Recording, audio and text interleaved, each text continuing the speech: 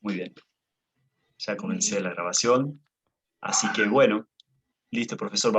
Bueno, en recordatorio para todos, ya saben, la clase va a durar eh, entre 45 minutos y una hora, ¿sí? Depende de cómo se vaya desarrollando. Y van a tener un pequeño espacio de media hora para preguntas, ¿sí? O consultas. Muy bien, cuando desee, profesor. Bueno, el audio lo reciben bien todos. ¿Mm? ¿Se escucha bien? Muy bien. Buenas noches para todos. Nuevamente tenemos este encuentro para poder compartir lo que veníamos trabajando desde la semana pasada. Eh, yo les pasé también una bibliografía muy elemental, muy básica, para que ustedes puedan ir leyendo, a la que después nos vamos a referir brevemente y vamos a poder conversar y poder dialogar. Lo que vamos a hacer al principio es recordar simplemente algunas líneas de lo que hablamos el miércoles de la semana pasada. Y el miércoles fue, ¿no? Sí, el miércoles, digo bien, el miércoles de la semana pasada. Y después vamos a retomar algunas de las ideas, ¿sí? De las que hablamos para engarzarlas con lo que vamos a desarrollar hoy. ¿Sí? Esto es brevemente como para recordar y para tener presente lo que estuvimos trabajando. Voy a compartir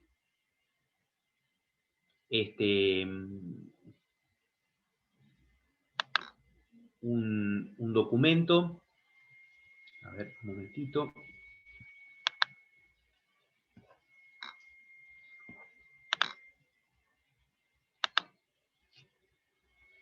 Bien.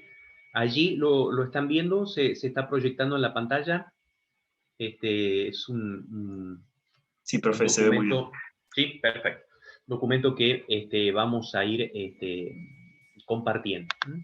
Bueno, brevemente, la semana pasada trabajamos con un esquema que espero que haya sido claro y sencillo para todos, porque sé que pueden venir de distintos ámbitos del saber, de distintas ramas del saber, los que estamos aquí, y entonces a veces puede que algunas cosas no nos resulten tan familiares, otras quizá un poco más. Bueno, vamos a repasar brevemente. La semana pasada decíamos que hay una rama de la filosofía que me parece que es fascinante, que es muy interesante y de la cual uno puede sacar muchos elementos y ponerlos en diálogo con otras ramas del saber, ¿sí? Que es la antropología filosófica. La antropología filosófica es una rama de la filosofía que estudia al ser humano. Hace un abordaje bastante pluridimensional, es decir, que tiene en cuenta las distintas dimensiones del ser humano y trata de analizar y ver cómo está constituido el ser humano. Y cómo también el ser humano puede orientar su vida, su existencia, sobre la base de su identidad, sobre la base de lo que es. Y también habíamos hablado de una disciplina filosófica vinculada muy estrechamente a la antropología filosófica, que es la ética. Una rama de la filosofía también muy interesante, que cuando hablamos de ética y hablamos de moral, decíamos la semana pasada, es que inmediatamente uno tiene que asociar con el comportamiento humano, con el comportamiento humano libre y responsable. Es decir, los seres humanos realizamos operaciones, realizamos acciones, y esas acciones, el conjunto de esas acciones que forman nuestro comportamiento, nuestra conducta, son analizados por la ética para ver qué orientación tiene que tener esa conducta, cómo tiene que orientarse y cómo tiene que ordenarse para encaminarse hacia la realización de la persona, hacia la felicidad de la persona. La ética, entonces, es otra rama de la filosofía y también decíamos está vinculada con la antropología filosófica porque no podemos hablar del comportamiento de alguien que no conocemos, ¿sí? Primero tenemos que conocer a ese alguien que es el ser humano y después, sacando algunas líneas generales del ser humano, podemos entender cómo se comporta, cómo obra, ¿sí? O tratar de entender por lo menos cómo se comporta en líneas generales y ahí entonces está la ética. Así que antropología filosófica y ética están estrechamente vinculadas, engarzadas en este campo vastísimo del saber que es la filosofía. La semana pasada veíamos que de los estudios, uno de tantos que realiza la antropología filosófica, es la de poder detectar, de poder identificar cuáles son las características esenciales, las notas esenciales que diferencian al humano de otras especies vivientes. ¿Mm? Los seres humanos son seres vivientes, pero obviamente que hay otros seres vivientes sobre el planeta Tierra, y una de los estudios de la antropología filosófica es establecer o analizar cuáles son las diferencias entre el ser humano y las demás especies vivientes, los otros seres vivientes. Bueno, y usábamos este esquema que yo les estoy proyectando en la pantalla. Decíamos que algunas de esas notas que distinguen, algunas de esas notas esenciales que diferencian al ser humano de las otras especies vivientes, son, por ejemplo, la conciencia y la racionalidad, el lenguaje simbólico, la cultura, la creación de productos culturales y todo lo que tiene que ver con la cultura. Y las últimas dos notas eran las que más nos habíamos detenido, y son las que ahora vamos a utilizar, que son la sociabilidad y la cooperación. Decíamos que los seres vivientes, los animales, también se agrupan, también forman grupos o manadas etcétera, pero todo ese comportamiento grupal, ¿sí?, o social que tienen los animales siempre está motivado o impulsado por unos impulsos que están propiamente en su ADN, en su constitución genética, que son los instintos. En cambio, los seres humanos, cuando establecen grupos y cooperan entre sí, lo hacen de una manera libre, ¿sí? Eligen con quién agruparse, cómo establecer. Obviamente algunos grupos no los elegimos, la familia, ¿sí?, nos toca nacer en la familia donde estamos, pero otros grupos de los que formamos parte podemos decidir estar en ellos, y además a veces entablamos, ¿sí?, la mayoría de las veces, no con muchas personas, pero sí con algunas, un vínculo muy estrecho como es la amistad, por ejemplo. Algo que en los otros seres vivientes no es común, ¿sí? No es algo que se dé. Los vínculos interpersonales que establecen los seres humanos son a veces tan estrechos y tan sólidos y tan ricos, que eso es algo que no vemos en las otras especies vivientes. O sea que la sociabilidad y la cooperación humana se diferencia de la cooperación que tienen, supongamos, las abejas en una colmena o las hormigas dentro de un hormiguero, ¿sí? Hay puntos significativos de diferencia. Y otro elemento fundamental también de la especie humana, una nota esencial de la especie humana, es la libertad y la responsabilidad, ¿sí? Libertad y responsabilidad como dos caras de una misma moneda, como dos conceptos que no se pueden separar, porque el ser humano es libre, es responsable, y porque es responsable, ¿sí?, se debe a que es libre. Entonces, libertad y responsabilidad están estrechamente relacionados, porque precisamente es libre y responsable, el ser humano es un ser moral, un ser ético. Todo comportamiento humano libre siempre tiene una dimensión moral o ética. Es imposible que no la tenga, ¿sí? Es más, a veces podríamos decir que es incorrecto decir que hay un comportamiento humano libre inmoral, porque parecería que fuese no moral. En realidad tendríamos que hablar un comportamiento humano libre, moralmente bueno o moralmente malo, ¿sí? Nosotros comúnmente decimos inmoral a lo que es moralmente malo, ¿sí? Pero en realidad no hay un comportamiento libre no moral, ¿sí? Siempre el comportamiento libre y responsable del ser humano implica moralidad. A veces será una moralidad buena y a veces será una moralidad mala, dañina, perjudicial. Todas las acciones humanas libres y responsables implican moralidad. Bueno, eso también es una nota particular de la especie humana, la libertad y la responsabilidad. Bien, todo esto habíamos hablado la semana pasada, y nosotros especialmente nos vamos a centrar esta noche en esta dimensión de la sociabilidad y la cooperación humana. Porque ustedes ya habrán visto en la bibliografía que yo les envié, o si no lo vieron no hay problema, después tendrán tiempo para analizar, que la bibliografía está referida a la cuestión de los grupos, los seres humanos que entablamos relaciones y conformamos grupos, conformamos comunidades, Y dentro de esos grupos y comunidades, por supuesto, hay funciones, hay roles, y se destaca una función particular que ahora vamos a analizar y que también ustedes han encontrado en la bibliografía que yo les envío. Bien, esta noche entonces nos vamos a centrar en algunos puntos de la sociabilidad humana y de las funciones que los seres humanos asumen dentro de los grupos y de las comunidades. A la rama de la filosofía que estudia la sociedad, que estudia los grupos, que estudia lo que tiene que ver con la sociabilidad humana, se la conoce comúnmente como filosofía política, ¿sí? Pero quiero hacer una aclaración. Yo desde hace años tengo a cargo una asignatura en el Seminario Mayor Arquidiocesano que es precisamente filosofía política. Pero claro, cuando algunos alumnos escuchan filosofía política, el adjetivo política, acá vamos a hablar de los partidos. No, la rama de la filosofía que se llama filosofía política no está referida a la política partidaria, ¿sí? A la política de los partidos, sino que la palabra política está tomada en un sentido etimológico que viene del término griego polis en griego, que significa ciudad, que significa también ciudad-estado, sociedad, es decir, una organización de seres humanos que conviven. Entonces, cuando hablamos de filosofía política, en realidad lo que queremos decir es una filosofía que estudia la sociabilidad, que estudia la dimensión social, la dimensión cívica de la vida humana.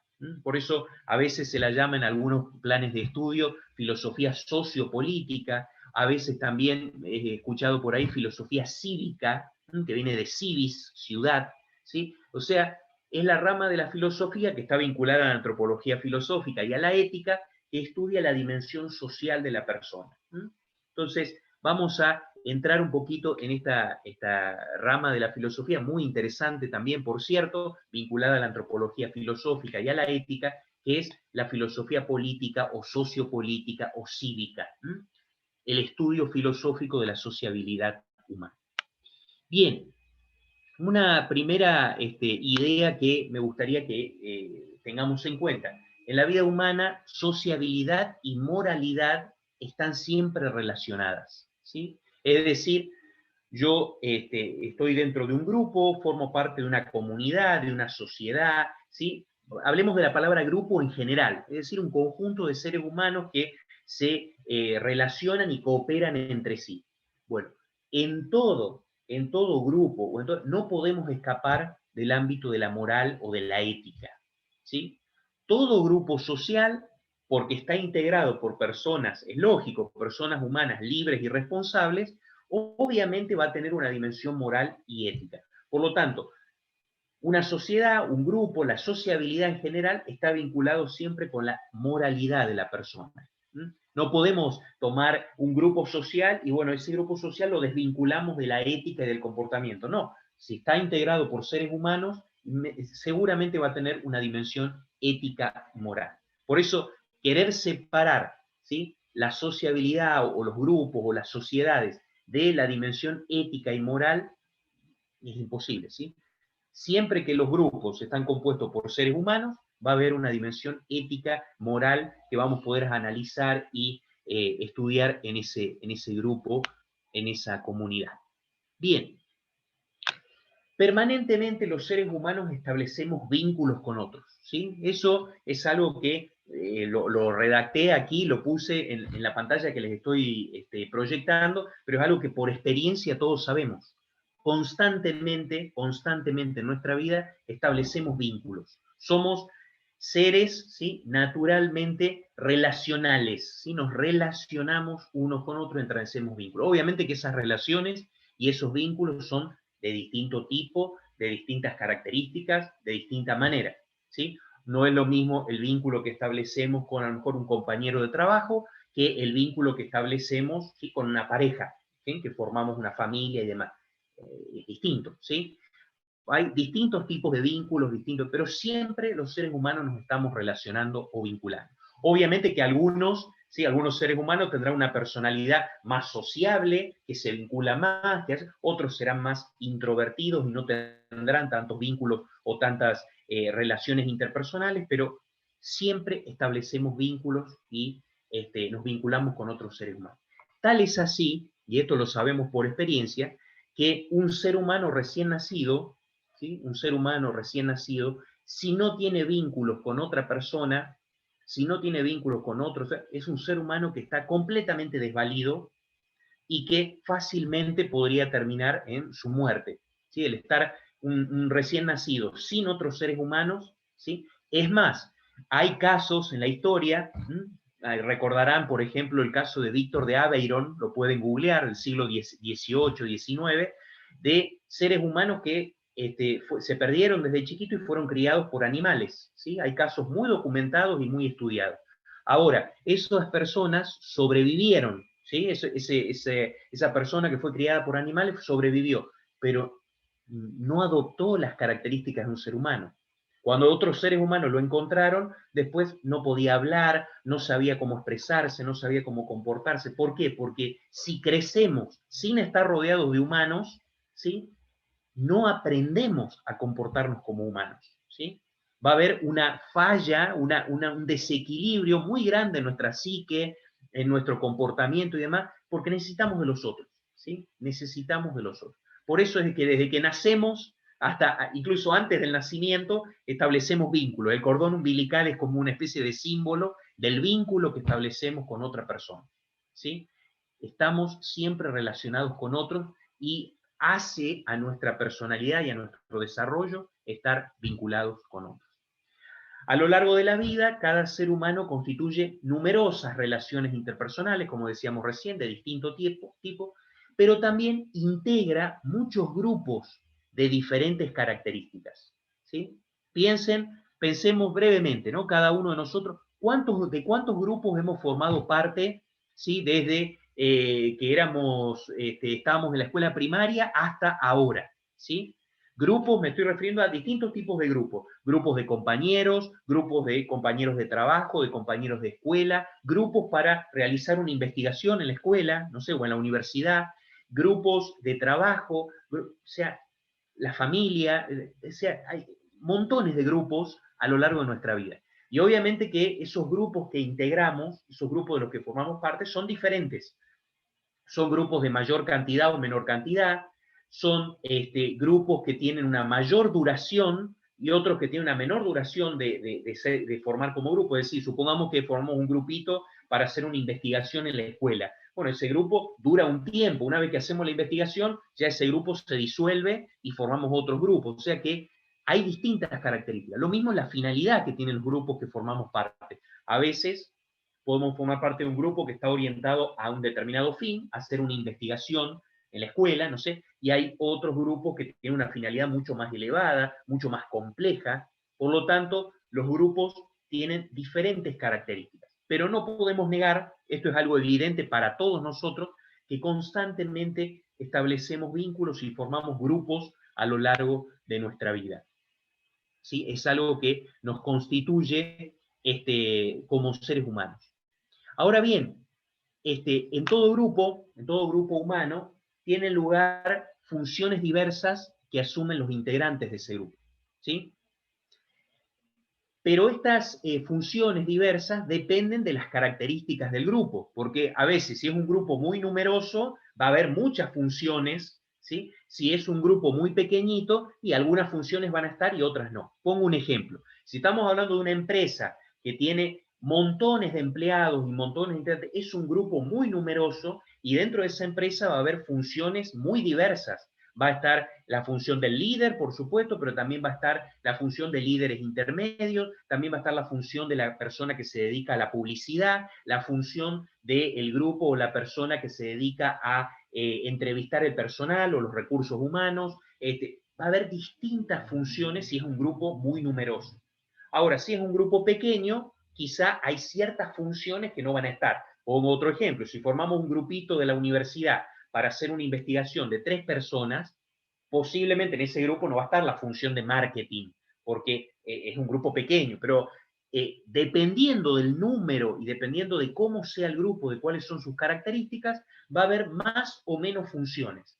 Pero siempre en todo grupo se establecen funciones diversas. No todos los integrantes del grupo hacen lo mismo, ¿sí? o al menos pueden hacer la misma actividad, pero orientada o perfilada para distintas funciones. O sea que hay diversidad de funciones en todo grupo.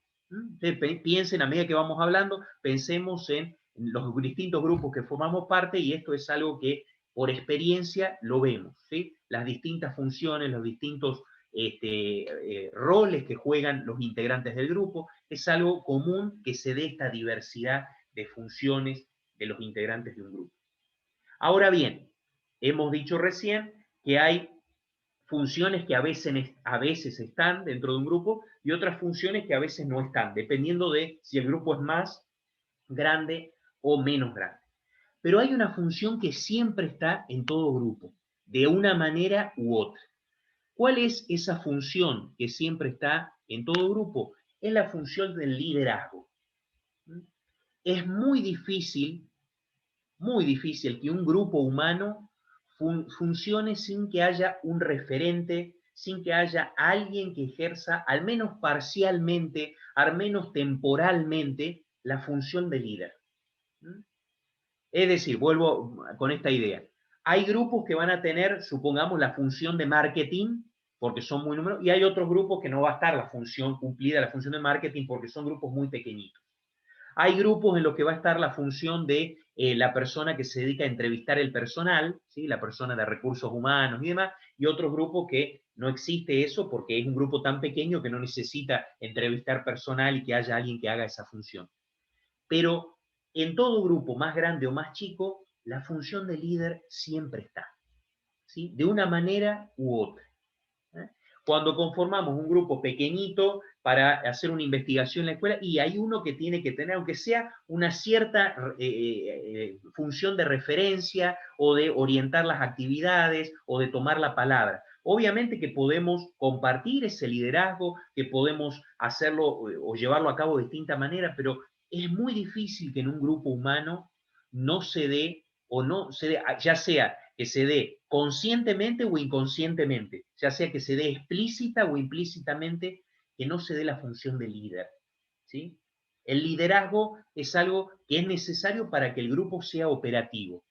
Pensemos solamente en un grupo donde no haya en algún momento una función de líder o de liderazgo y vamos a ver que ese grupo no es operativo. Ese grupo no cumple la función que, para el que fue creado o la función que necesita cumplir, ¿sí? La función de líder y de liderazgo es muy importante y siempre está presente en los grupos, de diferentes características.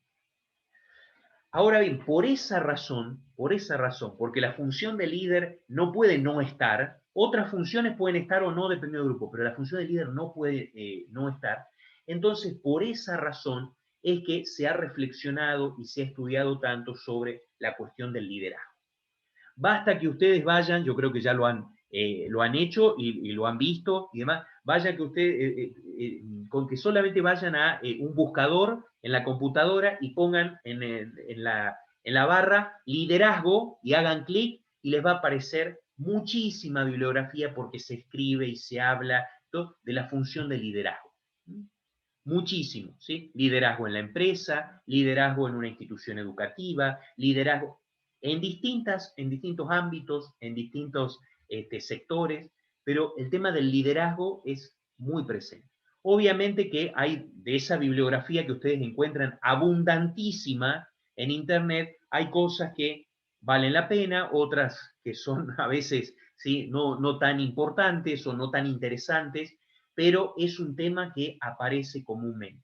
También aparece distintas formas de liderazgo, también aparecen dentro de la empresa, dentro de la institución educativa, pero también dentro de una comunidad religiosa o dentro de un grupo que está vinculado con la religión, cristiana, judía, musulmana, religión que sea, ¿sí? Un grupo religioso. También allí se habla de liderazgo. Es más, decimos dentro del cristianismo católico, por lo menos los pastores, ¿sí? Los líderes o la jerarquía de la iglesia, es decir, siempre hablamos de algún tipo de liderazgo, de algún tipo de función de líder, ¿sí? En todos los grupos, en todos los ámbitos donde exista alguna forma de agrupación humana. Por eso entonces la importancia y la riqueza de reflexionar sobre esta figura. Obviamente que lo que podemos brindar son reflexiones, ¿sí? Podemos dar algunas líneas generales del tema del liderazgo, pero todos saben por experiencia, todos los que estamos conectados aquí, saben por experiencia que una cosa es lo que podemos decir en líneas generales, pero otra cosa es estar en la función de líder en un grupo determinado, ¿sí? Piensen lo siguiente. A mí me gusta poner este ejemplo porque creo que es algo universal. A todos nos ha pasado. Cuando yo tenía 18 años, 20 años, ¿sí? Obviamente, típica actitud adolescente, cuestionar y criticar y no tener y no ver bien la función de mi papá dentro de la familia, ¿no? Entonces uno critica, se revela, no está de acuerdo, tiene actitudes así de adolescente rebelde con respecto a la autoridad de papá, que hace la función de líder dentro de la familia, ¿sí? Junto con la mamá, y a veces se turnan, ¿entendés? Pero bueno, es algo sumamente común que cuando tenemos 18 o 20 años, ¿qué hacemos? Criticamos a papá, papá no nos deja hacer esto, esto, aquello, etc. Pero después ya cuando pasan los años y nosotros estamos en ese lugar, ¿qué pasa comúnmente? Recuerda, ¿qué razón tenía papá? ¿Sí? ¿Qué razón tenía, no? En lo que nos decía, qué razón tenía en los consejos que nos daba, qué razón tenía cuando no nos permitía hacer tal cosa. Ahí nosotros vamos entendiendo, ¿sí? Es decir, cuando nos ponemos en una función de líder, hablo de líder en general, ¿sí? Líder de una familia, o cabeza de una familia, líder de un grupo, líder de una agrupación, ahí nos damos cuenta de que no es tan fácil como cuando lo vemos desde afuera. Cuando vemos desde afuera, sí, es fácil que digamos, mirá qué mal hace esta cosa, pero no es tan simple, ¿no? Es una función que implica estar y a veces no es tan fácil y a veces no. Entonces, podemos dar algunas líneas generales sobre el tema del liderazgo. Yo creo también de que vale la pena reflexionar sobre esta función, que vale la pena pensarla, que vale la pena estudiarla. Y que aprender de las distintas bibliografías, de la buena bibliografía que se nos acerca y que tenemos a la mano, vale la pena hacerlo. Pero también es cierto que una vez que estamos en la función, vemos que hay complicaciones que a veces no está escrito en ningún libro, ¿sí? Tenemos que hacerle frente y ver cómo encaramos esa situación. O sea que soy consciente de que estoy sentado acá en mi departamento y estoy hablando del liderazgo, pero cuando las papas queman es otra cosa, ¿sí? Así que acá vamos a ver líneas generales sobre el tema del liderazgo. No estoy dando recetas mágicas porque no existen. No existen las recetas mágicas y menos en la vida humana, ¿sí? En la vida humana las recetas mágicas y las soluciones a todos los problemas no existen. Podemos dar algunas líneas que nos ayuden a pensar, que nos ayuden a reflexionar. Piensen ustedes que en ustedes aquí, todos los que estamos acá en esta video reunión, este video encuentro, alguna vez hemos cumplido la función de líder, ¿sí? Alguna vez, en una comunidad religiosa, en un grupo de trabajo, al frente de un aula, si somos docentes, al frente del aula en la escuela, etcétera, etcétera, ¿sí? Siempre hemos cumplido la función de líder. Y fíjense que no es raro que cuando no estamos en la función de líder, señalamos con el dedo al que está en la función de líder y decimos, pero cuando estamos en la función, ¿sí? No es tan simple. Como decíamos recién de la imagen del papá, bueno, eso pasa también. También yo cuando estaba en la secundaria, sí tenía a veces siempre juicios críticos con algunos profesores. Ahora que soy docente y me toca estar al frente de 40 adolescentes con las hormonas, sí, todas revueltas, y no es tan fácil, ¿sí? Ser docente de un grupo y hacer como la función de líder de un grupo de 40 adolescentes y querer explicarle filosofía a esos 40 adolescentes con las hormonas revolucionadas, ¿sí? Entonces, ser líder, esto es para ubicarnos y para aterrizar en esta cuestión que es compleja. Por eso es que vamos a hablar algunas líneas y vamos a reflexionar. Bien, primer punto, sí, después vamos, por supuesto, a profundizar y a conversar y a dialogar en el espacio ya final de este encuentro. Una cuestión que es importante tener presente, el liderazgo siempre está relacionado con la noción de poder. ¿Qué palabrita esa? El poder. ¿Mm? Siempre el líder, ¿sí?, tiene alguna forma de poder, ¿sí? Por eso cumple la función de líder. Por eso cuando hablamos de liderazgo, cuando hablamos de ser líder, estamos hablando, aunque sea directa o indirectamente, de la cuestión del poder. El líder tiene algún tipo de poder para poder cumplir esa función de líder, para poder llevarla a cabo, ¿sí? Un poder que significa a veces tomar decisiones, que significa a veces asignar funciones, que significa, o sea, y nosotros los seres humanos, díganme si no es así, tenemos una relación un poco particular con el poder, ¿sí? A veces la palabrita poder nos da ínfulas y queremos tener el poder y queremos llevar el poder, etc.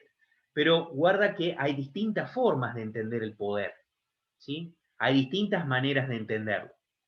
Entonces, es muy importante reflexionar sobre esta cuestión acerca del poder. Hay un libro hermoso, ¿sí?, que es de una perspectiva filosófico-teológica, pero muy interesante para rumiarlo y meditarlo, que es el libro de Romano Guardini, que se llama El poder, ¿sí? En alemán, die Macht, ¿sí? Macht es poder en alemán, ¿sí? El poder. Es una reflexión, como les digo, filosófico-teológica, pero muy interesante. Nos hace pensar muchas cositas acerca de esta noción o este concepto, ¿no? ¿Cómo actuamos los seres humanos cuando tenemos poder? ¿Mm? Bueno, eso nos puede llevar a una sorpresa. Los seres humanos, frente al poder, ¿sí?, a veces puede causar una fascinación, otras veces puede causar un miedo terrorífico porque tenemos un poder o una responsabilidad. Es decir, podemos adoptar distintas funciones, pueden desatarse distintas emociones frente a la cuestión del poder, ¿sí? También hay un libro de Juan Antonio Marina, ¿sí?, muy interesante, es un filósofo español, ¿sí?, también muy interesante, que es La pasión del poder, se llama, ¿sí? Está en castellano, pues un filósofo español, muy interesantes reflexiones también sobre este tema del poder. Bueno, aquí no vamos a entrar en profundidad sobre este tema, pero sí es importante tener en cuenta, cuando hablamos de liderazgo, cuando hablamos de ser líderes de un pequeño grupo, de una comunidad religiosa, de una empresa, de una institución educativa, el liderazgo está vinculado con el poder. Y los seres humanos no siempre reaccionamos de la misma manera frente al poder. ¿Sí? Y cuanto más grande ese poder, hay reacciones muy diversas. Hay personas que se engolosinan muchísimo con el poder, hay otras que les causa un terror, les causa miedo. Es decir, ¿no? Eso es como para analizar cómo somos nosotros cuando tenemos una responsabilidad, un poder para realizar determinadas acciones. Esta idea es interesante para tener en cuenta. Ahora bien, hay distintos planteamientos sobre el liderazgo y el poder. Acá yo quiero presentar un planteamiento bastante extremo que se dio en la historia de la filosofía, con un personaje que muchos de ustedes ya lo conocen o lo habrán escuchado nombrar, que es Nicolás Maquiavelo.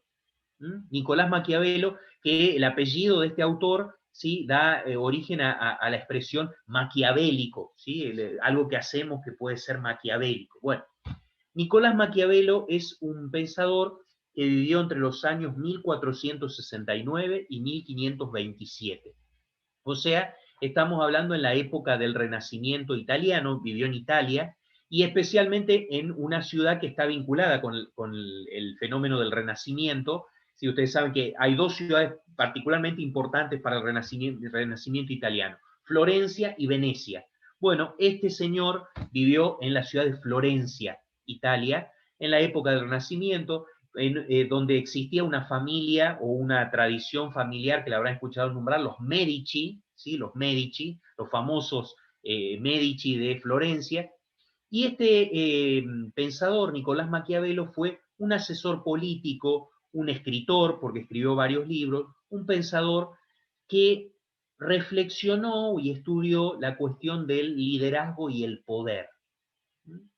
Bien, escribió una obra que está ahí, les estoy proyectando en la pantalla el título de esa obra, una obra pequeñita, yo aquí la tengo en otra versión, ¿sí?, traducida al castellano, que se llama El Príncipe. Entiéndase el príncipe como el gobernante, el líder, ¿sí?, el que está a cargo de una comunidad política, ¿sí?, un grupo político. Bien, Maquiavelo entendía, y lo expresó en esta obra, lo expresó muy bien, que la función de líder, la función de gobernante, la función de príncipe, tiene un objetivo particular y muy importante. Un objetivo particular muy importante. ¿Cuál es el objetivo que tiene que tener todo líder? Bueno, según Maquiavelo, el objetivo que todo líder tiene que tener, lo expresa así en la obra, es conservar el poder. Para Maquiavelo, un líder tiene que tener como propósito, como meta fundamental, como objetivo fundamental, conservar el poder. ¿Sí? Por eso lo presento aquí como un planteamiento extremo. Para Maquiavelo, Maquiavelo estaría de acuerdo con nosotros de que el liderazgo implica alguna forma de poder, pero bueno, ser líder significa tener como objetivo conservar el poder. Si yo soy líder ya tengo poder, dice Maquiavelo. Ahora, mi objetivo es buscar la manera, las estrategias de conservarlo. Nada más. Conservar el poder. Para eso, plantea Maquiavelo, y lo dice textualmente, para eso puedo usar muchísimas estrategias. Si a mí me toca ser líder y mi objetivo es conservar el poder, puedo usar muchísimas estrategias. Incluso, dice Maquiavelo, para cumplir mi objetivo, puedo utilizar estrategias que estén desde una perspectiva moral, que estén malas. ¿Sí? Un conjunto de estrategias moralmente malas. ¿Sí? No importa si tengo que recurrir a estrategias moralmente malas o moralmente por lo menos dudosas, lo importante es conservar el poder. De allí que venga una expresión que a lo mejor la han escuchado, no, Maquiavelo no la dice literalmente en El Príncipe, pero la da a entender, el fin justifica los medios. ¿Cuál es el fin del líder? Conservar el poder. Los medios que tiene que utilizar, las estrategias que tiene que utilizar para cumplir con ese fin, la que sea, con tal de conservar el poder. Bueno, aquí entonces una imagen de un líder maquiavélico, por decir así. Primero, una cuestión importante. Nicolás Maquiavelo era un pensador muy inteligente, sí, vale la pena leerlo, podemos estar de acuerdo o no con él, ¿sí? En muchos puntos lo vamos a leer y hasta nos va a resultar escandaloso, ¿sí? Pero vale la pena leerlo, porque es un autor que él lo que dice al inicio de esta horita, El Príncipe, es que lo que quiere hacer es describir cómo es la sociedad humana. La pretende describir, no pretende decir cómo debería ser la sociedad humana, sino que él quiere describir cómo era la sociedad de su época, de la Florencia, de los Medici, de la época donde vivió. Él solamente quería describir, hacer una descripción de cómo era la sociedad. No le interesaba plantearse cómo debería ser o cómo tendría que ser para ser moralmente buena. No, no, no. Él quiere describir cómo son las cosas. En esto realmente es muy honesto intelectualmente, ¿sí? Aunque no estemos de acuerdo con su pensamiento, pero él honestamente reconoce de que él no quiere hablar de cómo debería ser, sino que quiere describir cómo es en la realidad la sociedad. Obviamente que es un planteamiento corto de miras, porque obviamente nosotros podemos describir cómo es la realidad, claramente, podemos hacer un diagnóstico de cómo es la realidad, podemos plantear, pero ese diagnóstico o esa descripción que hacemos de la realidad nos tiene que llevar a plantearnos qué podemos mejorar, cómo debería ser una sociedad o un grupo, porque con la mera descripción, sí, es como que queda muy poco. Describimos, sí, pero ¿qué podemos mejorar dentro de lo viable? No plantear una cosa imposible, pero dentro de lo que es posible, dentro de lo que es viable, está bueno plantearse cómo debería ser un grupo, cómo debería ser una sociedad. ¿Sí? Es cierto que vale la pena describirla, pero con describirla y quedarnos ahí, ¿sí? Es bueno la función descriptiva, pero también la función prescriptiva, cómo debería ser un grupo o una sociedad. Bueno, Maquiavelo se quedaba solamente con la función de describir. Él es honesto y yo voy a describir cómo es la sociedad y para mí la función del líder es conservar el poder sin importar los medios. Podemos hablar acá de un líder maquiavélico, ¿sí? Bueno, puede darse a veces en nuestros grupos, sin llegar a la exageración de lo que plantea Maquiavelo, pero puede darse de que el liderazgo se interprete como un poder que yo tengo que conservar a toda costa. Puede darse, ¿sí?, que cuando ejercemos la función de líder, cuando nos toca, ¿sí?, cumplir una función de liderazgo, la que sea, pensemos en cualquier grupo, como siempre digo, una comunidad religiosa, un grupo de una institución educativa, un grupo de trabajo, una empresa, es decir, todas las formas posibles de agrupaciones humanas, cuando nos toca a veces cumplir la función de liderazgo, podemos caer consciente o inconscientemente en esta posición extrema, en este planteamiento extremo. El poder como algo que yo tengo que conservar, así vivamente y con todo el esfuerzo posible. Esa es la función del poder que tiene un líder, o sea, para eso tiene el poder, para eso tiene poder de decisión, poder de delegar funciones, solamente para conservarlo, ¿sí? Le va a dar, pensemos, ¿no? Estas son cosas para pensar y para tener en cuenta. Le va a dar operatividad a un grupo o a una comunidad, un líder que solamente lo único que tiene en su cabeza y en sus miras es conservar el poder, ¿sí? Para que un grupo a lo mejor sea operativo y cumple las funciones y sea lo más operativo posible, el líder no puede tener como objetivo solamente, exclusivamente, mantener el poder. Porque si no, ese grupo no es operativo, no funciona bien, no cumple la función para la que fue creado, para la que está, o las funciones para las que se formó ese grupo, ¿sí? O sea que, y esto es más común de lo que nos parece, ¿sí? El líder maquiavélico es más común de lo que podemos imaginar. A veces uno dice, no, ¿quién va a llegar al extremo de lo que plantea Maquiavelo? ¿Sí? Pensemos, ¿sí?, en algunos líderes o en algunos representantes o en algunos que están en nuestra sociedad argentina o en la sociedad en general o en los grupos en los que estamos. Y a veces los líderes realmente piensan solamente en cómo conservar el poder.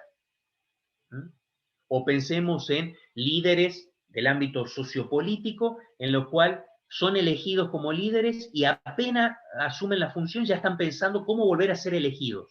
Eso no es una búsqueda de conservar el poder nada más, ¿sí? ¿No? Entonces, este planteo maquiavélico me parece que puede ser bastante frecuente, ¿sí?, y de distintas maneras, distintos puntos dentro de los grupos de los que formamos parte, ¿sí? Bueno, este es un planteamiento así extremo, por decir así, de la función del líder, el que hace Maquiavelo. Obviamente que estoy, ustedes me entienden, sintetizando, el pensamiento de Maquiavelo es mucho más complejo de lo que estoy diciendo, pero por razones de tiempo estoy sintetizando algunos puntos. Obviamente El Príncipe no es una obrita muy extensa, pero tiene más ideas de las que estoy diciendo, ¿no? O sea, por eso digo que vale la pena leerlo, vale la pena profundizarlo. Yo estoy simplificando quizá demasiado el pensamiento de Maquiavelo. Es para seguir profundizando y para pensar. Pero lo traigo como imagen porque puede darse en nuestros grupos y en las funciones de liderazgo este planteamiento. Ahora quiero presentar otro modelo, ¿sí? Otro modelo de liderazgo y que también nos puede ayudar a pensar. Nos puede ayudar a pensar. El modelo es modelo de Jesús de Galilea o Jesús de Nazaret, como prefieran llamarlo, ¿sí?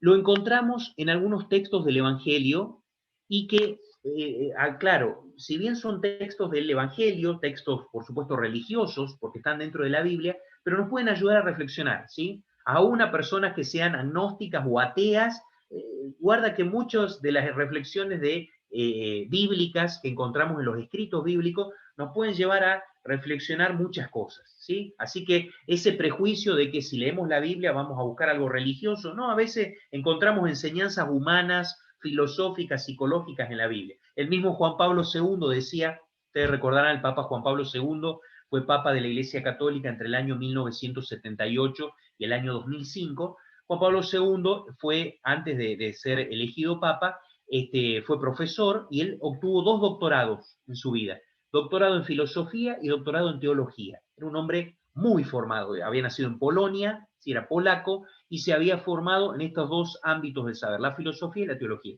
y había alcanzado el grado máximo, ¿sí?, que eres doctorado de de los dos ámbitos del saber, filosofía y teología. Escribió una encíclica que la habrán escuchado nombrar que se llama Fe y Razón. La escribió en el año 1998. En esa encíclica dice Juan Pablo II que en la Biblia, lo dice él, ¿no? Un hombre muy sabio, en la Biblia a veces encontramos muchas verdades filosóficas y humanas, ¿sí?, que no apelan a nuestra religiosidad o a nuestra fe, sino que apelan a nuestra racionalidad, a que podamos entender lo que se está diciendo. Bueno, teniendo en cuenta este planteamiento de Juan Pablo II, que coincido y considero que es así, uso estos textos bíblicos como fuente para la reflexión, ¿sí? Que lo puede usar cualquier persona, creyente o no creyente, ¿sí? Me parece que son válidos para todos. Jesús, dice el texto, ¿sí?, que les pongo a continuación. Jesús los llamó a sus discípulos, al grupo de sus seguidores, y les dijo: ustedes saben que los jefes de las naciones dominan sobre ellas y los poderosos hacen sentir su autoridad, hacen sentir su poder. ¿Mm? Como una descripción muy cercana al planteamiento de Maquiavelo, el que hace sentir el poder y el que quiere conservar el poder. Recuerden que Jesús está hablando en la época del Imperio Romano. ¿Sí? En el Imperio Romano, ¿sí?, recordarán ustedes, sobre todo en la época de los emperadores, ¿sí?, romanos, que es la época en la que vivió Jesús, querían hacer sentir el poder los emperadores. Bueno, dice, bueno, los jefes de las naciones dominan y los poderosos hacen sentir su poder. Entre ustedes no debe suceder así. Al contrario, el que quiera ser grande, que se haga servidor. El que quiera ser grande, el que quiera ser líder, el que quiera estar arriba a la cabeza, que se haga el servidor, ¿sí? Y el que quiera ser el primero, que se haga su esclavo. Acá la traducción de esclavo, acuérdense en griego, doulos, ¿sí? Doulos, se puede traducir como esclavo o como servidor. Acá esta traducción que yo estoy usando traduce esclavo. Quizá para entenderlo mejor, podríamos decir, el que quiera ser el primero, que se haga el servidor, ¿sí? Que se haga el servidor, el que sirve, el que está al servicio. Como el Hijo del Hombre, que no vino a ser servido, sino a servir. Interesante esta idea del poder de Jesús, del liderazgo y del poder. ¿Para qué un líder tiene poder? ¿Sí? ¿Para qué el líder tiene un cierto poder? Para estar al servicio. No para conservarlo y buscar la manera, sino para brindar un servicio. Un servicio que obviamente puede ser un servicio muy profesional, pero siempre brindar un servicio. ¿Mm? El líder tiene un poder, pero no para buscar cómo conservarlo, solamente para buscar cómo conservarlo y nada más que para eso, sino para brindar un servicio. Un servicio dentro del grupo y un servicio a lo mejor fuera del grupo incluso. ¿Mm? El líder, el que tiene el poder, está para servir, dice Jesús. O sea, vincula liderazgo-poder con servicio. Servicio en el sentido amplio del término. Otro texto que también me parece que está vinculado y tiene que ver con el Evangelio de Juan. Este contexto, ¿sí?, es el contexto de la última cena, lo digo para entender, ¿no? Entonces, en la última cena están todos reunidos, Jesús le lava los pies a sus discípulos, ¿sí? Todo queda, Pedro hasta incluso se niega, ¿no? Señor, yo, no, que me lave los pies. Entonces, fíjense lo que dice, una vez que hace el gesto del lavado de los pies, dice, después de haberles lavado los pies, se puso el manto, volvió a la mesa y les dijo, ¿comprenden lo que acabo de hacer con ustedes? ¿Comprenden lo que acabo de hacer con ustedes? Ustedes me llaman maestro y señor, líder, y tienen razón porque lo soy. Jesús reconoce que tiene esa función de señorío y de magisterio. Si yo, que soy el señor y el maestro, les he lavado los pies, ustedes también deben lavarse los pies unos a otros. Les he dado el ejemplo para que hagan lo mismo que yo hice con ustedes. Obviamente no estoy queriendo decir que materialmente tenemos que lavarle los pies a los miembros de nuestro grupo. Sí, eso es un gesto, un símbolo. Pero ¿qué significa el lavado de pies? Un servicio. Otra vez, dicen, usted me llama maestro y señor. Sí, lo soy. Sí, soy líder, ¿no? Como señor y como maestro de ustedes. Pero si yo soy líder y les he lavado los pies, he hecho un servicio, he brindado un servicio, bueno, ustedes tienen que imitarme. ¿Sí? Cuando les toque ser líder, cuando tengan una función, tienen que lavarse los pies, tienen que brindar un servicio unos a otros. ¿Sí? Entonces, interesante esta concepción del liderazgo y el poder, frente a un Maquiavelo que planteaba que el líder que tiene un determinado poder, tiene que buscar la manera a toda costa de mantener ese poder, acá este maestro de Galilea, Jesús, dice, tiene una concepción distinta. El líder también tiene, él considera que tiene poder, tiene un determinado poder, pero ese poder que tiene el líder, cuando ejerce su liderazgo, está orientado a servir, a brindar un servicio. Muy distinto de conservar el poder, ¿sí? Brindar un servicio. Cumplo esta función de líder para servir dentro del grupo en el que estoy, dentro de la comunidad, dentro de lo que sea, pensemos en cualquier grupo, ¿no? Brindar un servicio. Ahora, ese servicio, Jesús no es ningún iluso, Jesús no es ningún iluso. Ese servicio no tiene que ser un servicio hecho de cualquier manera. Hay otro texto que me gustaría recordar de Jesús, que es el siguiente. Jesús dijo, sean astutos como serpientes y sencillos como palomas. ¿Sí? O sea, Jesús dice que el líder tiene un poder y un poder que tiene que poner al servicio. Pero cuidado que no es un servicio tonto, ingenuo, sin inteligencia. Es un servicio de personas prudentes, astutas, sagaces. ¿Sí? Un servicio que no es un servicio poco inteligente e irreflexivo. Al contrario, es un servicio que tiene que estar cualificado. Entonces, Jesús dice, guarda, yo no les pido que sean ningunos tontos, sino que sean astutos, aunque sean sencillos, aunque sean humildes, tienen que ser astutos, sagaces, inteligentes.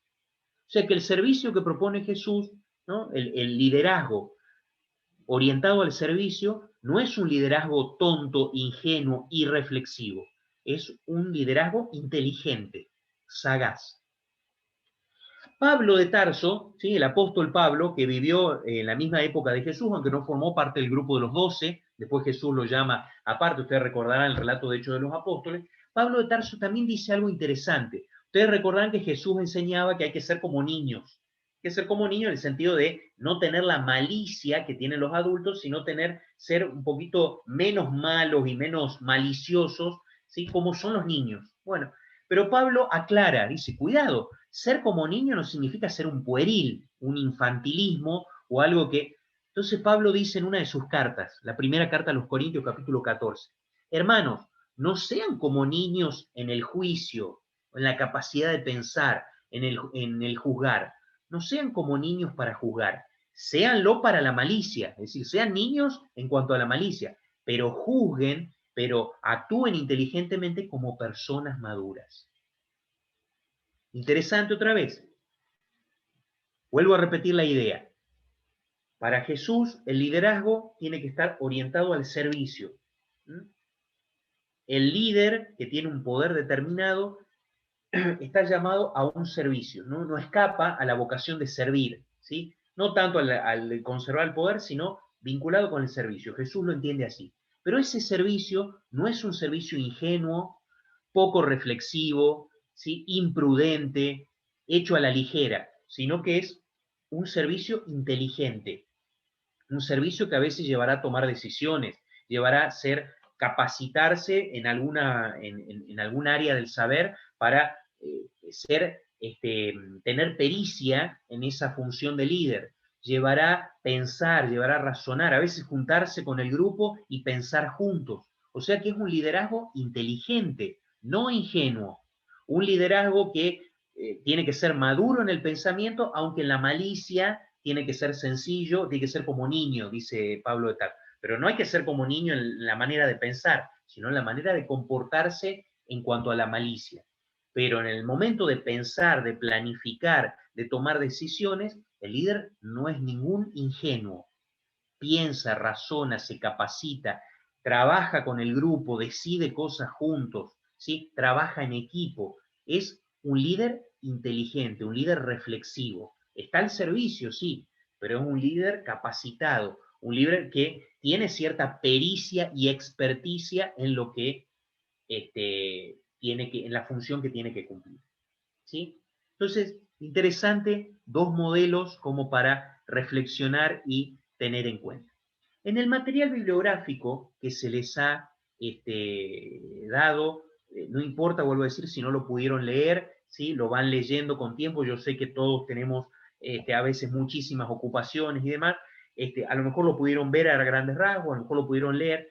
El material bibliográfico que les envié hay un texto referido a la cuestión del liderazgo. Lo que yo presenté acá fueron algunas ideas generales, pero allí también ustedes en la bibliografía van a encontrar otras ideas u otras características que se busca en un líder. El liderazgo, la función del liderazgo, que es una función que siempre está presente dentro de nuestros grupos y de una manera u otra todos los que estamos aquí la hemos cumplido, bueno, requiere ciertas características. Bueno, aquí esta bibliografía me parece bastante sencilla y con algunos puntos para reflexionar, les brinda distintas características que se esperarían en un líder, para que de esa manera pueda cumplir la función que le corresponde y esté al servicio del grupo, para que el grupo pueda ser operativo, para que el grupo pueda lograr los objetivos que se plantea y para que todos los integrantes del grupo se sientan parte de ese grupo, ¿sí? Sientan respetados y sientan que pueden cumplir su función sin que el líder, ¿sí?, los esté de alguna manera atosigando u hostigando. Bueno, entonces ahí habla de ciertas características del liderazgo. Vuelvo a repetir lo que dije antes. No es que son recetas mágicas, ¿sí?, de cómo ser un líder maravilloso, espectacular. No existen recetas mágicas, pero sí existen algunas líneas de reflexión que son importantes tener en cuenta y que nos pueden servir o nos pueden ayudar para nuestro trabajo de liderazgo en las comunidades, en los grupos, donde nos toque cumplir esa función. Bien, ya se me está terminando el tiempo. Una cosa que quería, solamente la voy a enunciar, pero no la vamos a desarrollar, es que en la historia de la filosofía hay una serie de pensadores muy importantes, desde la antigüedad, Aristóteles, pero después otros pensadores que fueron desarrollando sus investigaciones y su pensamiento, que consideran que una de las virtudes fundamentales de un líder, una, no es la única, pero una que es bastante importante, es la que corresponde a la virtud cardinal de la prudencia, ¿sí?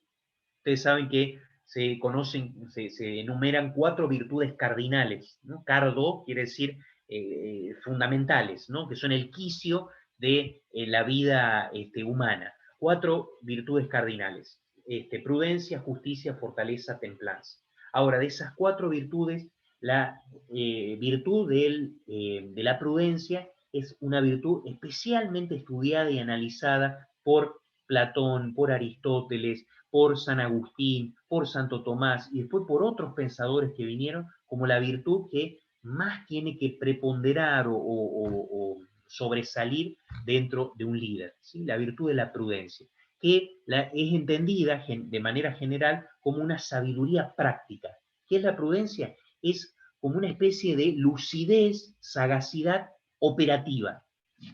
Tener como una cierta inteligencia para hacer acciones que me permitan cumplir objetivos, ¿sí? Entonces, la prudencia viene a ser como una virtud muy importante para un líder. No es la única, vuelvo a repetir, pero es una de las que un líder necesita desarrollar. Todos la necesitamos, todos, pero especialmente el que cumple esta función de liderazgo en alguna comunidad, grupo o conjunto de personas que quieren cumplir algunos objetivos. Bueno, solamente lo enuncio esto, sería para hablar todo un encuentro sobre la cuestión de la prudencia, pero lo enuncio para que lo tengan en cuenta. La bibliografía en algunos puntos toca esa idea de prudencia o de inteligencia operativa, de sabiduría práctica.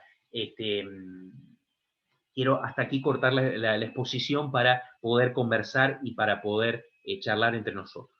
Bueno, abrimos entonces, espero que estas ideas hayan sido claras, que no hayan sido extremadamente complejas, ¿sí? Y bueno, quiero abrir para que podamos charlar y dialogar, ya sea con preguntas, con aportes, con observaciones y demás que les haya suscitado lo que hemos charlado. Muy bien, profe. Muchas gracias.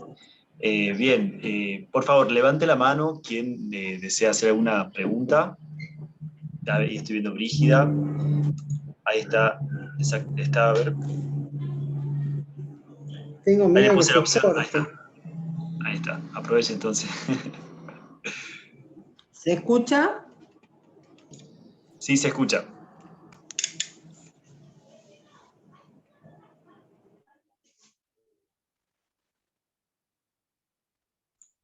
Se escucha bien, Brígida, así que puede hablar si lo desea.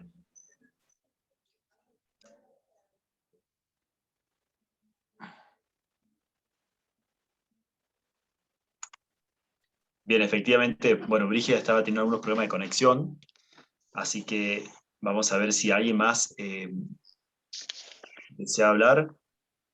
Ahí está. Hola. Hola, Jerónimo. En realidad yo quisiera que el profe, si me podría aclarar un poquitito, leyendo acá su apunte en la semana, este concepto de entitatividad, cuando los grupos difieren en ese término. Gracias.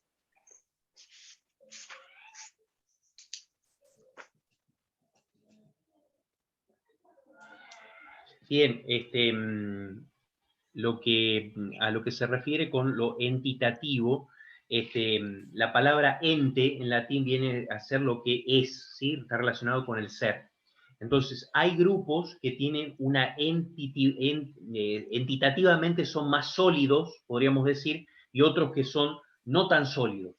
Pongo un ejemplo concreto. Si formamos un grupito para cumplir una función determinada a corto plazo y después el grupo se diluye, la entidad de ese grupo es, digamos, bastante frágil, porque es para cumplir una función y se acabó, ¿sí? No tiene mayor entidad. Hay otros grupos, en cambio, que tienen mayor duración y que por lo tanto tienen mayor consolidación, son más sólidos en los vínculos, entonces se dice que tienen mayor entidad, ¿sí? Que tienen una entidad mucho más sólida. Entonces, cuando hablamos de entidad o entitividad, nos estamos refiriendo a cómo están constituidos, cómo son esos grupos, en cuanto a la solidez, en cuanto al tiempo y a la duración, en cuanto a cómo se establecen los vínculos de ese grupo. Eso es lo que tiene que ver con la entidad de los grupos. Muchísimas gracias. No sé si responde la pregunta, ¿sí? Muchas gracias. Sí, muchísimas gracias. Muchas gracias. Ahí, Sebastián, a ver si puedes activar tu micrófono. Tu micrófono. ¿Ya está activado o no? Ahí está. Ah, está, perfecto.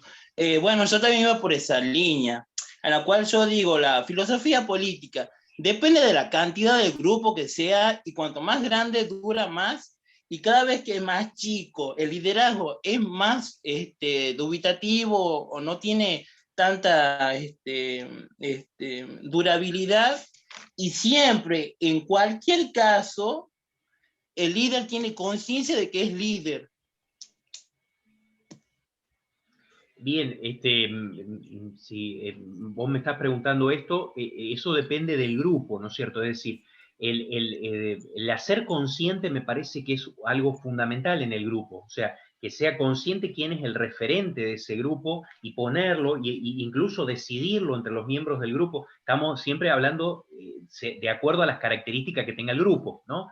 Pero dependiendo de las características, si se puede poner de acuerdo el conjunto de los integrantes del grupo y si se puede hacer explícito quién es el líder, me parece que es importante porque así tenemos claras las funciones. Una de las características de un grupo operativo es que tengamos claro qué función cumplimos, ¿no? Y que la hagamos explícita. Porque pensemos en una institución educativa que contrata, ¿no? Pero el profesor no sabe qué materia tiene que enseñar. No sé, o sea, si no sabes cuál es tu función, el grupo se vuelve poco operativo y poco funcional. Entonces, bueno, con la función de liderazgo me parece que también es importante.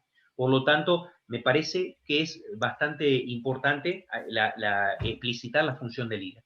Ahora, en cuanto a la duración de esa función, y si esa función de líder tiene que ser para siempre o va a ir rotando, bueno, es algo que también lo puede explicitar el grupo, dependiendo de las características del grupo. Pero si es un grupo que se forma con personas que dicen, bueno, vamos a elegir un líder que sea el referente y demás, pero vamos a establecer que ese liderazgo lo va a cumplir tanto tiempo determinado y va a haber rotación. Eso, vuelvo a repetir, si el grupo lo acepta y es, digamos, propio de las características del grupo, me parece que es algo válido. Eso va a haber que analizarlo de acuerdo a las características del grupo, ¿sí? Pero yo creo que la rotación en cuanto a las funciones es algo muy común. Hoy en día, con los cambios constantes que tenemos, ustedes saben que más con esta situación de pandemia, pero en las sociedades los cambios son bastante. El hecho de poder cumplir distintas funciones y poder tener esa flexibilidad muchas veces de cumplir una función, después dejar que otro la cumpla y cumplir distintos roles, me parece que hace a los grupos. A veces hasta se nos obliga a que trabajemos así. Si estamos en un grupo de trabajo, a veces el grupo de trabajo por su propia dinámica es rotativo. Y bueno, va a haber que cumplir una función y va a tener que uno tener la capacidad de adaptarse, la adaptabilidad necesaria para cumplir las distintas funciones, ¿no? O sea que dependiendo del grupo, todo lo que vos preguntás, ¿sí? Me parece que es válido, ¿no? Depende del grupo, si hacemos más explícito o menos explícito, si ponemos reglas del juego para el líder o no, ¿no? Dependerá de las características del grupo, pero me parece sano el poder establecer bien claro las reglas del juego, ¿no? Muy bien, muchas gracias, Sebastián. Gracias, profesor. Ahí, Elizabeth, a ver, ahí le di la opción para activar el audio. Buenas noches, profesor. Era más o menos algo similar, porque también me quería preguntar sobre los roles. El líder es el que va dándole el rol a cada persona, o cada persona ya directamente dice, esto es lo que a mí me gusta hacer o realizar, o Otra más o vez, menos entiendo la pregunta, el otra otro vez tiene que tipo. ver con las características del grupo, ¿sí? Con las características Ajá. del grupo. A veces, supongamos que estamos contratados, ¿sí? Los distintos integrantes del grupo estamos contratados por otra persona, hemos sido Sí. contratados y dentro de ese grupo tenemos que elegir un líder y demás. Ahí no es que vamos a elegir lo que nos gusta, nos contrataron para una función determinada, ¿sí? Y vamos a tener que cumplir esa función, a veces nos va a gustar, otras veces no. En otras ocasiones, dependiendo de la característica del grupo, vamos a poder dividir funciones y, por supuesto, tener en cuenta, ¿sí? A veces como líder nos toca delegar funciones y establecer funciones y tener en cuenta qué le gusta a cada uno, los talentos de cada uno y demás, eso es importante. Entonces, dependiendo de cómo sea el grupo, va a haber ocasiones en las que el líder va a poder plantearle a los miembros del grupo cuáles son las funciones que prefieren o que les gustan, y otras veces vamos a tener que adaptarnos a la función que nos toca, ¿sí? Dependiendo, obviamente, de dónde estamos, en qué comunidad, en qué grupo, ¿sí? Ya sea de trabajo, ya sea religioso o lo que sea, ¿no? Profesor, un líder para usted, para que sea un buen liderazgo, ¿tiene que tener un tiempo prudencial el liderazgo de esa persona, o puede ser continuamente un Bueno, líder? eso es todo un debate, Elizabeth, muy interesante. Fíjate que el Papa Benedicto XVI planteó ese debate. Hasta donde nosotros nos acordábamos, los papas eran papas hasta que se morían, ¿sí? Y recuerden Juan Pablo II en el año 2005, cuando falleció, apenas se podía mover, lamentablemente por su padecimiento del Parkinson, ¿no? Pero él siguió adelante, a veces incluso hasta no podía cumplir ciertas funciones de liderazgo, y bueno, delegaba, pero hasta que falleció estuvo. Benedicto XVI decidió en un momento en el cual sentía que no podía cumplir su función, renunciar. Y sorprendió a todos, pero planteó un debate interesante. Los líderes, ¿tienen que serlo hasta que se mueren? ¿O pueden llegar a decir un momento en el cual decir, no, mira, yo creo que no estoy cumpliendo bien mi función y necesito dar un paso al costado? Es todo un debate y que también vale la pena reflexionarlo. Yo creo que el rotar hace, por ejemplo, a la democracia que los líderes vayan rotando, que no sean eternos, ¿no? Pero bueno, en los distintos grupos habrá que analizar. Me parece bastante sano el tema de que haya rotación, ¿sí? Pero en este caso, por ejemplo, el caso del Papa Benedicto XVI fue un caso que abrió un debate muy interesante, ¿sí? ¿Los líderes tienen que hacerlo toda la vida o pueden dar un paso al costado cuando sienten que ya no pueden más? Interesante para reflexionar, ¿no? Así que es todo un debate que da para distintas opiniones y distintas reflexiones. Creo que en su mayoría los grupos es bastante sano el hecho de que el liderazgo sea por un tiempo, ¿sí? Y que podamos rotar y que podamos poner. Creo que en su mayoría. Pero va a haber otros grupos en los que va a haber que pensarlo y debatirlo. Muchas gracias, profesor. A usted. Muchas gracias, Elizabeth. A ver, Aldo. A ver. Hola, ¿cómo están? ¿Se me escucha? Hola. Sí. Te escucha bien. Más que pregunta, creo que es un aporte, pero también tratando Bienvenido. de llevarlo a la reflexión, ¿no? A los ambientes donde estamos, ¿no? Sucede muchas veces que en el campo de las instituciones, ¿no? Hablando desde el aspecto de la administración, algunas veces el líder no es el que lleva el poder, ¿no? Porque el poder va a estar nombrado por alguien más. Sucede también algunas veces en las parroquias, ¿no? Algunos de acá que están en parroquias, por allí que se hacen retiros, inclusive, y el retiro, o sea, entre el sacerdote y los líderes anteriores eligen al nuevo, pero no necesariamente ese líder nuevo es el que tiene el perfil de líder, lo tienen al líder dentro del grupo. Y allí yo creo que es donde cabe esta formación, ¿no? que estamos pasando, porque digo, somos muy rápidos a la hora de pensar y hablar en el liderazgo como servicio, y está buenísimo porque lo tenemos que hacer así, y pensando en Jesucristo, pero sigue en nuestra iglesia, en nuestras instituciones, por ahí sigue la tensión con esta idea maquiavélica, ¿no? De esto de conservar el poder porque me nombraron, porque yo soy el director, o porque yo soy el coordinador, o porque yo soy el que estoy al frente, pero y este que está creciendo acá, no lo estoy aprovechando para poder trabajar en equipo, ¿verdad? Y llevar adelante mejor el grupo. Cuesta mucho creo yo, no que cuesta mucho salir de esa zona de confort y pensar en un liderazgo compartido hoy en día, ¿no? Hoy en día en las instituciones tenemos equipos colegiados, digamos, en realidad. En todos los niveles, y en las parroquias tenemos consejos parroquiales que algunas veces, perdón, pasan a ser momentos de peleas y de a ver dónde está el párroco, y no tomamos la rienda y hacemos las cosas, digamos, dando lugar y formando a las generaciones que vienen. Gracias. Muchas gracias. gracias. Muy, muy interesante reflexión. ¿Sabes? Me parece real que a veces en un líder puede convivir el líder servidor con el líder maquiavélico, ¿no? Puede darse, no es que se da uno u otro, sino que se puede dar en un aspecto uno y en un aspecto otro.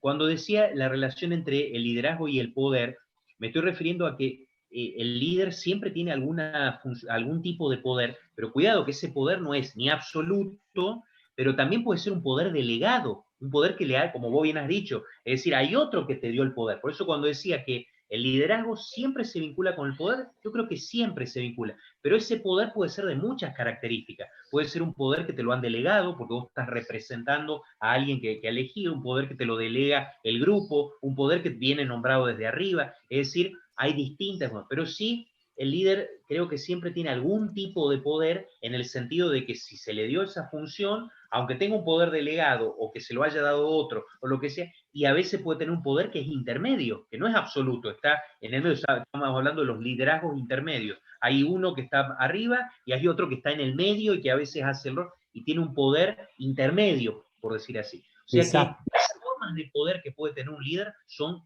yo coincido con tu aporte, son muy diversas, ¿sí? Muy diversas, y a veces ese poder es un poder delegado, con más razón para ejercerlo en el sentido de el servicio. Pero también estoy de acuerdo de que muchas veces el tema de la servicialidad estamos lejos de ello, incluso dentro de los mismos grupos parroquiales o grupos religiosos.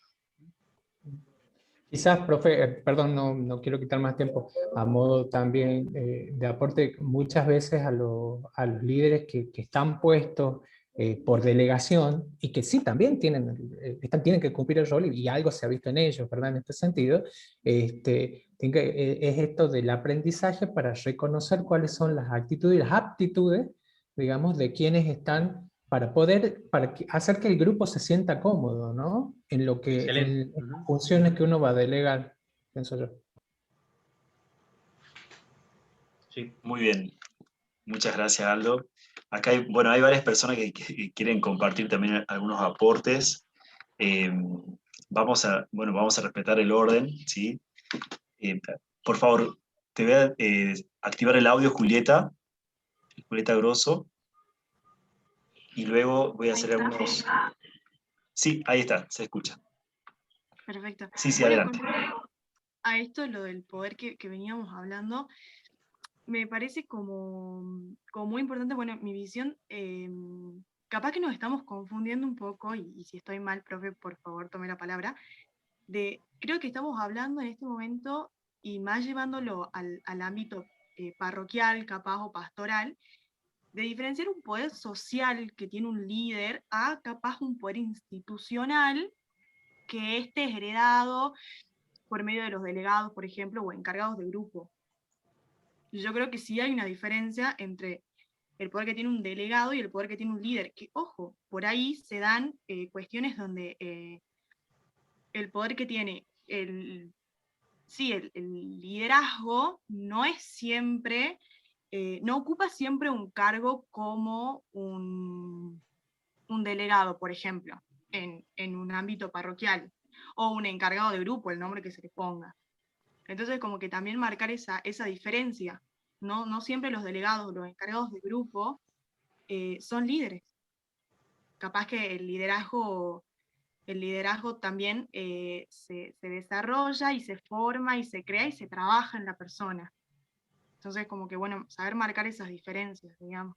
Y, por ejemplo, en un grupo de trabajo, puede ser no el presidente o el dueño de la compañía, pero ser un líder en el grupo, en tu oficina, por ejemplo.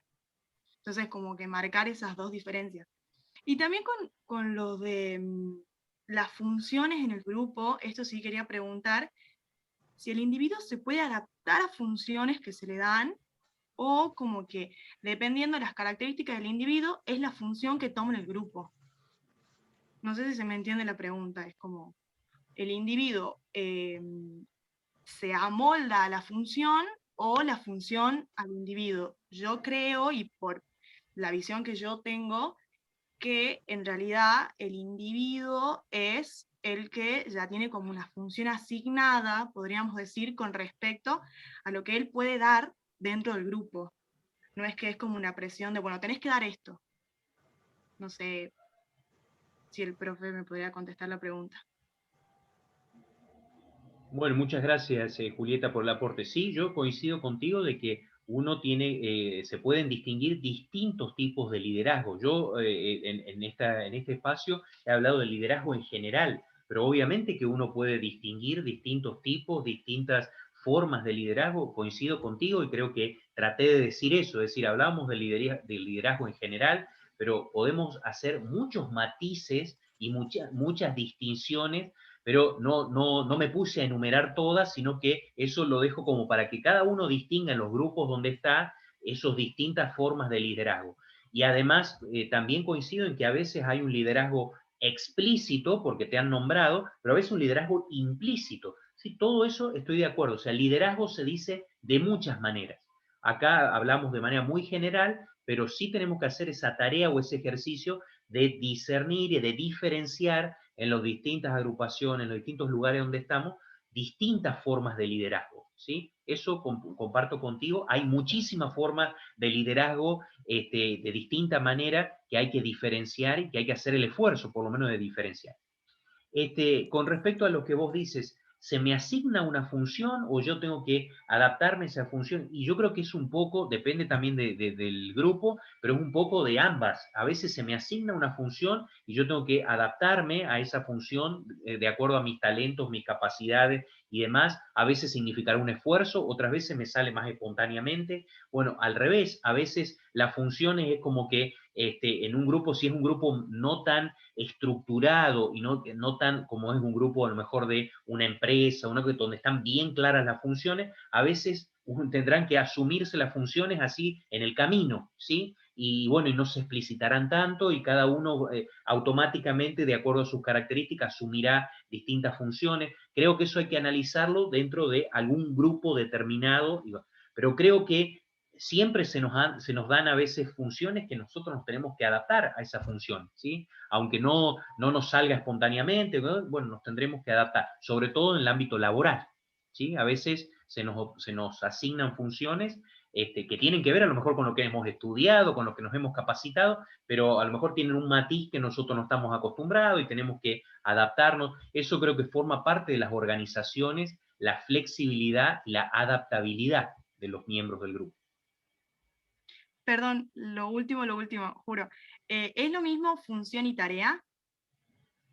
Bueno, allí depende de la magnitud del grupo, depende de la magnitud del grupo. A veces puede ser que una tarea se identifique con una función, pero cuando los grupos son muy grandes, son de muchos números, las funciones, ¿sí? Las funciones son más generales y las tareas son más concretas. O sea, yo tengo una función, pero después esa función la puedo desarrollar en distintas tareas, ¿sí? Por ejemplo, tengo la función de comunicación dentro de una empresa o de publicidad, pero después la tarea concreta la puedo hacer en distintas tareas o distintas actividades, esa función de comunicar, ¿no? Por lo tanto, a veces puede ser que la función se identifique con la tarea si es un grupo muy chiquito, y otras veces una función va a implicar muchas tareas, ¿sí?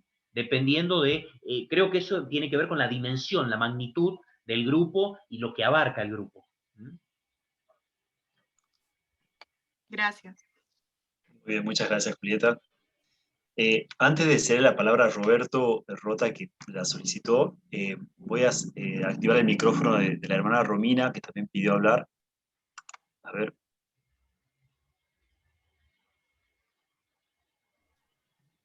Ahí está. ¿Se me escucha? Sí, se escucha. Bueno, ¿qué tal? Buenas noches, profesor Pablo. Un gusto de volver a verlo nuevamente en una exposición tan magistral. La verdad que me encantó, sencillo pero preciso. Me pareció excelente su presentación.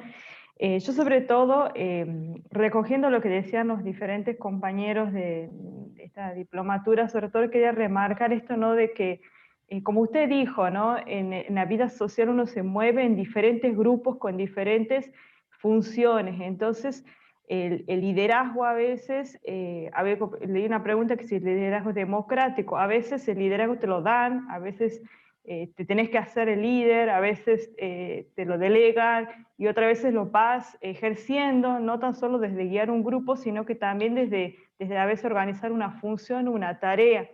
Entonces, yo reflexionaba hacia un pantallazo, yo digo, me muevo en un ámbito congregacional, me muevo en un ámbito juvenil, me muevo en un ámbito hospitalario, en donde son 3 movimientos diferentes que tengo que realizar, sacando las mejores características que uno tiene. Yo, si tuviera que decir, yo personalmente a veces no me veo como líder, pero hay algo que usted dijo y que es punto clave que en la Carta de San Pablo, es el tema de la maduración. Y yo creo que eso es fundamental en esto, en el liderazgo, esta maduración que acompaña, ¿no? En las funciones de la hora de acompañar, sobre todo a un grupo. Nosotros como congregación y las congregaciones religiosas se plantean mucho, ¿no? Este tema del liderazgo en cuanto al rol del superior o del animador o como le llaman, que es difícil, ¿no? Como usted lo dijo, es difícil porque hemos vivido años tras años como iglesia en un estilo de formación, de liderazgo. Entonces de pronto desmontar todo eso y rearmarnos, reorganizarnos con otra relectura, cuesta un montón. Entonces en esto uno va como haciendo un trabajo y sobre todo de maduración, y a veces en nuestras congregaciones, como somos tan pocas, como hablando así al rápido, no hay otra que poner a la hermana que está, porque es la hermana que tiene los años, entonces capaz que no tiene ni función de líder y capaz que tiene muchas falencias. Y pasa también en la vida parroquial. Una vez nos pasó que yendo a la misión de Catamarca, había una señora que siempre estaba y siempre nos trababa a veces en las funciones, y un sacerdote dice, pero es la que está, porque ustedes se van a ir, pero ella siempre va a estar.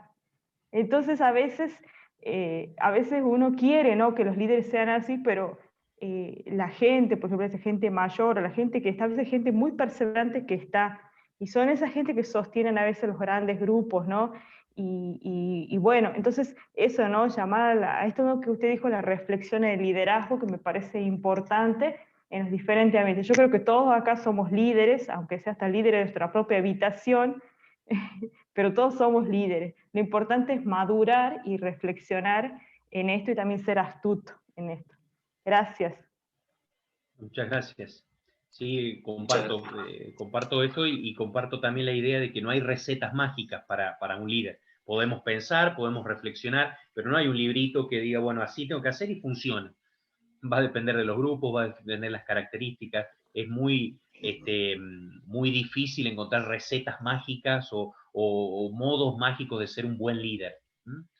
Son reflexiones las que vamos compartiendo, pero cada grupo, como usted dice, y en cada situación va a ser distinto, va a haber que pensarlo, va a haber que volver a pensarlo, como pasa también con las congregaciones, etc., ¿no? Muy bien. Bien, a ver, voy a hacer la palabra a Roberto.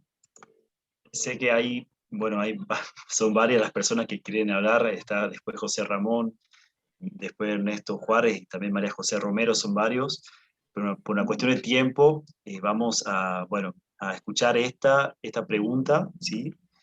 Y el resto lo podemos hacer, bueno, vamos a utilizar, sí, el canal de Facebook. Después ya, una vez que termine de hablar Roberto, ya lo voy a explicar bien.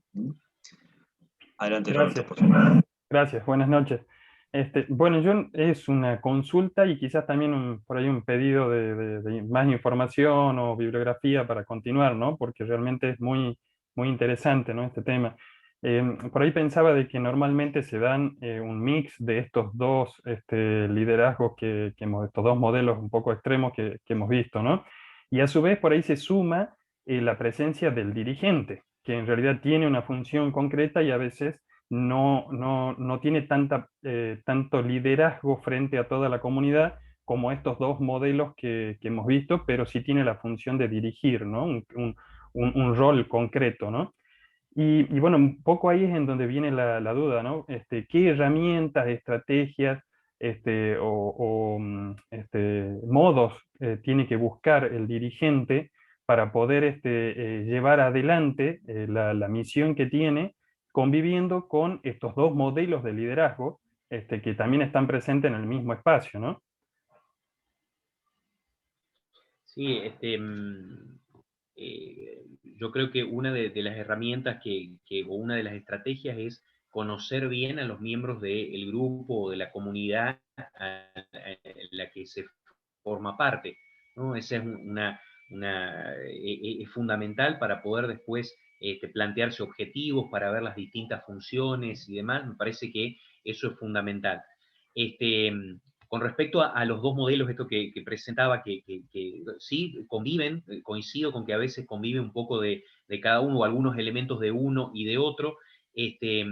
Lo que yo creo que siempre hay que hacer es que cuando uno algunas cosas no sabe, consultar con el grupo, tratar de charlarlo y dialogarlo con el grupo y a veces llegar a ciertos consensos, me parece que es una estrategia importante, ¿no? Que se puede hacer. A veces hay que tomar decisiones y no queda otra en una institución y no se puede hacer tanta consulta y tanto diálogo, pero poder dialogar y poder conocer a los otros integrantes del grupo me parece que es de capital importancia. Para Maquiavelo yo creo que podríamos utilizar esta metáfora. Él consideraba que los miembros de un grupo, los que están como súbditos del líder, son como piezas de ajedrez. ¿Sí? El ajedrecista las mueve como quiere, pero la pieza no habla. ¿Sí? El alfil no te va a decir, no quiero ir acá, las piezas vos las movés como querés. Bueno, no es así en los grupos humanos. Todos los integrantes del grupo pueden hablar, pueden objetar, tienen su pensamiento, tienen sus ideas. Entonces creo que el diálogo cuando se puede, ¿no? Esto siempre dependiendo del ámbito en que estamos, cuando se puede, el diálogo y el poder conocer, ¿sí? Las distintas puntos de vista y demás, es una estrategia que es fundamental del dirigente, líder. Cuando digo líder, incluyo también al dirigente, hablo en general, cualquier tipo de liderazgo, ¿no? Cualquier tipo de liderazgo, del modo que sea, como habían dicho antes, se pueden distinguir distintos tipos, del modo que sea, me parece que es clave, ¿no? El conocimiento de los miembros del grupo, el diálogo con los miembros del grupo, creo que es algo que en todo grupo se podría hacer, ¿no? Y sería una estrategia muy, muy valiosa. Esa es una, ¿no? De ahí después habrá que ver. La experticia también es importantísimo, ¿sí? El conocer, dependiendo de si estamos hablando de un grupo de trabajo, el conocimiento, el saber, que a veces no lo tiene por qué tener el líder, puede haber unos expertos, asesores que están en el grupo, bueno, pero el conocimiento es fundamental, y a veces, si no lo tiene el líder, ¿sí? Lo puede tener un experto que forma parte del grupo o un grupo de expertos. O sea, eso también es un elemento fundamental. Asesorarse, saber, si no sé, buscar a alguien que sabe. Eso también creo que es clave, son estrategias claves dentro de la función de liderazgo, ¿no? Muchas gracias. Perfecto, muchas gracias, Roberto. Muy bien, bueno, son las 1:30, o sea, perdón, las 9:35, 21:35. Ya se está haciendo tarde, ¿sí? Así que por una cuestión de, bueno, de respeto, digamos, también, y bueno, de tiempo, obviamente, vamos a utilizar, la idea es que podamos utilizar el canal de Facebook para poder comunicarnos mejor por ahí, ¿sí? En realidad, bueno, o sea, el canal de Facebook para que también pueda participar el profesor, ¿sí? Y bueno, y así poder responder las consultas y bueno, y tener también un diálogo más fluido. Sí, así, así es, María José, ya lo sabe el cuerpo. Muy bien, perfecto. Bueno, entonces ya saben que vamos a dialogar por Facebook. Una cuestión también una cuestión administrativa que quería dejarles en claro. Bueno, ya se dio de alta el sistema para poder pagar por Rapipago, ¿sí? A los que me habían preguntado, pero no está la opción de pagar la totalidad del curso, ¿sí? Por una cuestión del sistema que no nos permite modificar el importe, solamente se pueden pagar por cuotas de una a la vez, digamos, ¿no? Así que bueno, eso quería dejarles en claro. Y bueno, entonces nos estamos viendo la semana que viene, ¿sí? Para el tercer módulo sería ya, ¿sí? Pueden activar por ustedes mismos los micrófonos.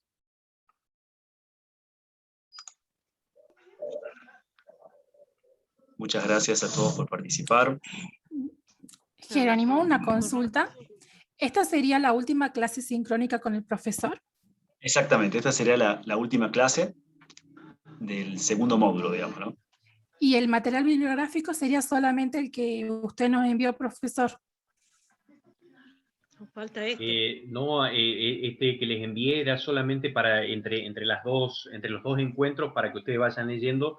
Tengo pensado enviar más, incluso Roberto me pedía recién también más bibliografía y demás, así que tengo pensado enviar algunas cosas. No quisiera atosigarlos, hay muchísimo material, pero bueno, yo voy enviando y también algunas cosas las envío como material complementario. Si a ustedes les sirve y lo quieren leer, lo leen, y si no, bueno, queda para en algún momento cuando tengan el tiempo lo hagan.